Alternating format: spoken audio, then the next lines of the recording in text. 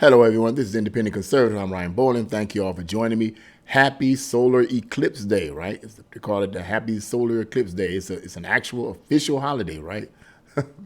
Well, not necessarily, but anyway, yeah, it's only several hours away before the big event. So I hope you all going to be wearing the right kind of glasses for this. Yeah, but what I want to talk about in this video is that the Seattle schools have decided to close down their gifted programs agenda because there are too many white and Asian students attending these classes, right? So they're gonna shut it down. Now already you probably know this is a bunch of nonsense. This is just crazy. But before I even read a portion of this article, let me just put out here right up front that this is not new. This kind of agenda to shut down gifted programs or to basically shut down programs that elevate and promote excellency has been going on for decades. So this is not new. But let's get right into this article here. Yeah, this is crazy. But once again, it's not new. None of this is new. And it's going to continue. It's going to continue. Says parents defending education investigation fellow Alex Nestor joined the national desk Jan Jovka to discuss the issue on why this is going on. He says, so what led to this Seattle public schools leaders essentially looked at the number of kids in the program based on their race. They broke down a group of kids based on their race, and they said that they didn't like the number of white and Asian students participating in the program, she said. Instead of providing kids with the opportunity on the front ends to go to tutoring services or with other programs to get kids meeting the benchmarks in the schools, in the bars that they need to get into the program, they decided to shut it down.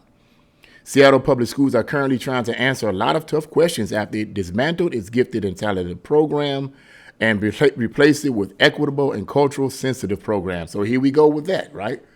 The equity and inclusion.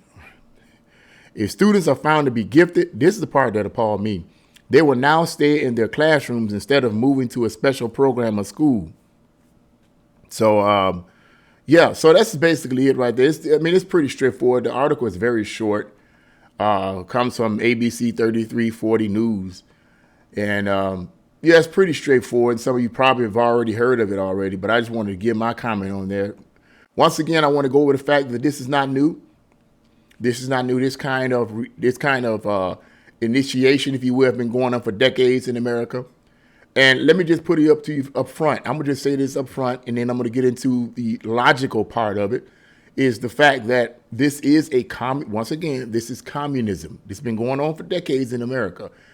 And it really jump-started in the 1960s. Prior to that, it had been going on, but in the 1960s, countercultural revolution is when this really started getting crazy. Okay, so yeah, this has been going on for decades. It's not new, and there is a planned agenda. Now, on the logical side, you got to look at it like this: what if you were to have the actual discussion with someone who's actually sitting on this board or this panel and looking at all of these programs and seeing only Asians and whites in this program, and having a conversation with them, what would be the answer? I wouldn't want to have a conversation with them because I can't stand them. I can't. Because in my opinion, I believe I know what they're doing. They're nothing more than soft communists, and they're purposely doing this. But we want to speak to these people. If I was to have to speak to these people on a one-on-one basis, dealing just with logic and common sense, what would be the initial conversation with them? Okay. And I would have to ask them, I says, why are you doing this? And their response would be, well, there's too many whites and too many Asians, and it seems to be barring other people who are not white and Asian out of it. Maybe people of color, is barring them out, okay? First of all, there's no evidence to even prove that these gifted programs are barring out non-Asian and non-white individuals. First things first, what this does is according to this article, it says that these gifted people, supposedly called gifted, right? When, in my opinion, they're not necessarily gifted. They're just people that study. But let's stick with the concept of gifted. They have to stay in these classrooms. They don't move up. They stay in these classrooms. What that does is, in an indirect way, is it discourages trying to be excellent in everything that you do.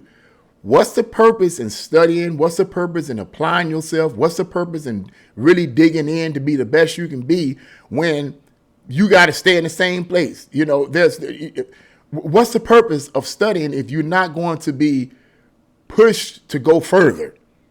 And I believe that this is by design. I believe that this is designed to discourage excellence, to create an atmosphere among young people to be mediocre in everything that they do.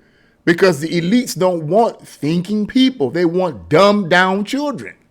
Call me a conspiracy theorist all day, but Thomas Sowell believes the same. You can read some of his books. As a matter of fact, let me introduce you to one of his books. Here it is right here. Thomas Sowell's Inside American Education: The Decline, the Deception, the Dogmas. Thomas Sowell, if anyone know him, know he's very versed. And that book was written around 1993. So that goes to show you just how long the American school systems have been declining. And according to his argument and summation in that book, and I've read quite a few books on the same reality in terms of our public school systems here on both K through 12 and college universities, is that the same processes that communist Russia used in the early 1900s, 1930s and 40s and so forth, when they were pure communists, is the same methods that are being used in our school systems. This is Thomas Sowell's arguments. The same methods of conditioning, social conditioning, and mind control and manipulation is the same methods that communist Russia used. They were being used in our schools at the time, and I believe still are being used. And this whole idea of getting rid of gifted programs in the name of inclusivity and diversity is all a part of that plan. It's all a part of that. The plan is to dumb our children down. It discourages the desire to excel, and it puts a lot of these other students as well who are not meeting the benchmark. It puts them in the mindset of, I'm good. First, it discourages those who have been excelling and cause them to see, what's the point in trying to do my best? And then those who were not studying, those who were not digging in, it just puts them in the mindset of, I'm cool then, I'm good. What these programs do in an indirect way is what they're saying is that these gifted programs are being racist and they're discriminating against these other non-Asian and non-white students. That's a lie, straight from the pits of hell. There's no proof to prove that whatsoever. Let's just deal with the reality. The reality of the matter is that a lot of these gifted programs, like so-called gifted programs and so forth, that appeal to a lot of white people and a lot of Asians and so forth, it isn't because they're discriminating against blacks or non-whites and non-Asians necessarily. That's not what it is. It's that mentality of studying and digging in is a part of their culture. Let's X out the whites and just look at the Asians.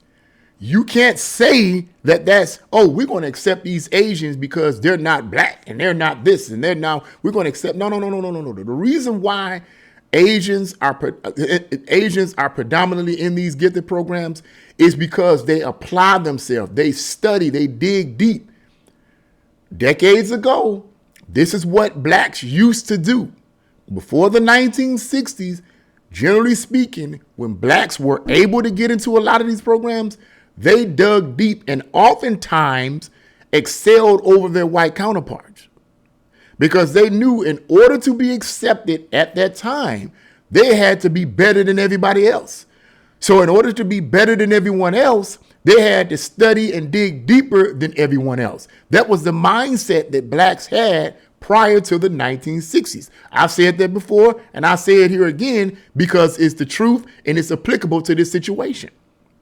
Now, after the 1960s counterculture revolution and after the indoctrination in the school systems of, you know what, mediocrity is a part of being black. Walking around with your pants hanging down, that's a part of being black. Being disrespectful and not knowing how to read, not knowing how to write, not knowing how to do basic math, that's a part of being black. And if you try to do anything other than that, if you try to educate yourself, you're just trying to be white. That's the dogma, or part of the dogma that has been pushed upon a lot of blacks in our school systems. And so now they're thinking, I can be disrespectful for the teachers. I don't have to learn how to read. I don't have to learn how to do basic math. I don't have to learn how to be able to read. I don't have to learn how to do any of these things. They're only discriminated against me because I'm black. They won't let me in this program because I'm black. That's a lie, straight from the pits of hell. Okay, this getting rid of this program is a twofold process. It discourages those who truly are applying themselves to try to go further, and it keeps those who have not been applying themselves in a state of mediocrity. It's all designed to dumb our kids down. I feel the best way to get rid of this kind of nonsense is to get rid of the school boards. Now, if in fact we vote for these kind of people, then we need to stop voting for people or promoting people or encouraging people that push this diversity and inclusion nonsense. That's communism. That's a soft form of communism designed purposely to dumb your children down, make them ignorant. Who wants a child that can't read, can't write, thinking that that's, oh, you just being yourself? That's not being yourself. That's being stupid. I'm just going to be real with you. That's being stupid. That's being dumb. You're not being yourself. How you going to get a job? You don't even know how to write. You don't even know how to you don't even know how to read. How are you going to get a job? You can't even read the application. Whether it's a paper application or online, you can't even read. How are you going to get a job? But that's being black, right? If you try to read and you try to excel and be the best you can in school, you're trying to be white. That's a lie, man. That's a lie from the pits of hell. That is a lie. And I think this is foolish for the Seattle schools to be doing this in the name of inclusivity and all this kind of nonsense. I see this a mile away, man. It's communism in your face. And I think, like I said, the answer is voting these people out or petitioning against these people on the school boards, whatever. Petitioning against them, these people need to go. You put forth all that effort, and then for what? For what? Look at the statistics in a lot of these schools, Baltimore, and places like that, where a lot of blacks simply don't know how to, their grade point averages is way down. Their ability to read is way down. I mean, it's terrible. I'm thankful to God that my son he is a great reader.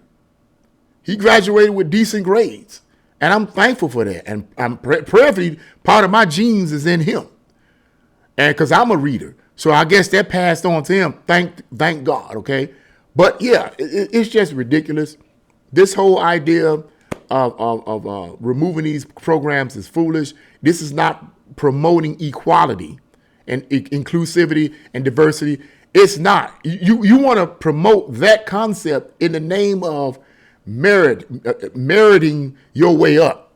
You want to promote inclusivity and diversity in the name of excellence. You see how we're being manipulated? You see how we're being twisted? I don't see how anyone can't see this, man. I don't see how anyone cannot see and recognize that we're purposely being dumbed down. Our children are purposely being dumbed down. Let me rephrase that. Our children are purposely being dumbed down. They're purposely being dumbed down. And so that's what I wanted to say about that. This is ridiculous.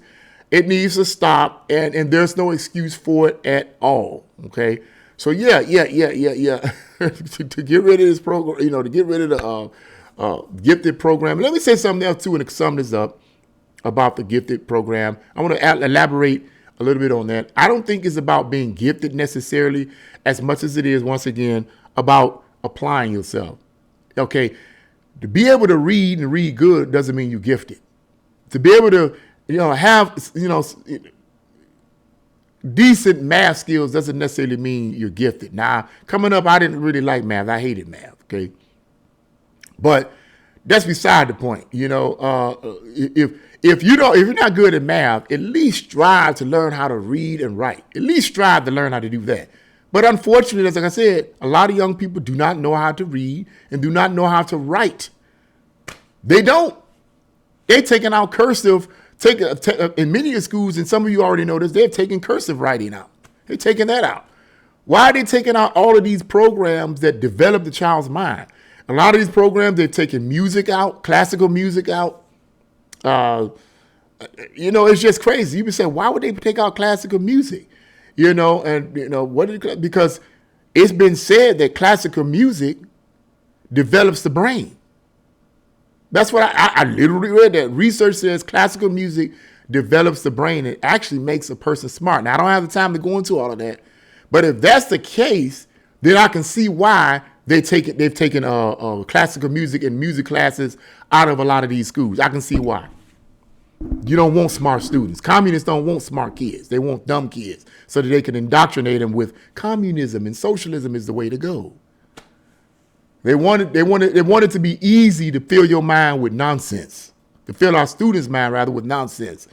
You know, they wanted to be easy to do that. And then you have politicians that encourage it. You have news reporters and journalists that encourage it. You have movies that promote it and encourage it in their themes. You have even songs that promote communism. They don't use the word communism, but in a lot of those songs, particularly from the 60s, you can hear the thematic elements of it. I mean, close the video on this. John Lennon's song. What was the song? I forget the name of that song. I believe the song is One, or The World Will Live as One. But, you know, when he talks about one religion and one this and one that, he's basically talking about a one world government. A one world communist or socialist government, whichever one you want to choose. You say socialist is the same thing as just a soft form of communism, okay? That's what he's talking about in the song. So it's promoted even in our songs. Yeah. So that's what I had to say about that. Yeah, this is just ridiculous. It's just ridiculous. But what do you guys think about the removal of these special gifted programs out of the Seattle schools? You think it's proper? You think this is helping young people? Or do you think it's damaging young people? You know, I think it's damaging young people, and I think it's on purpose, and that this has been going on for decades. So that's what I have to say about it. What do you guys think? Leave your comments in the comment section below. Like, share, and subscribe to my channel. God bless you all. See you again.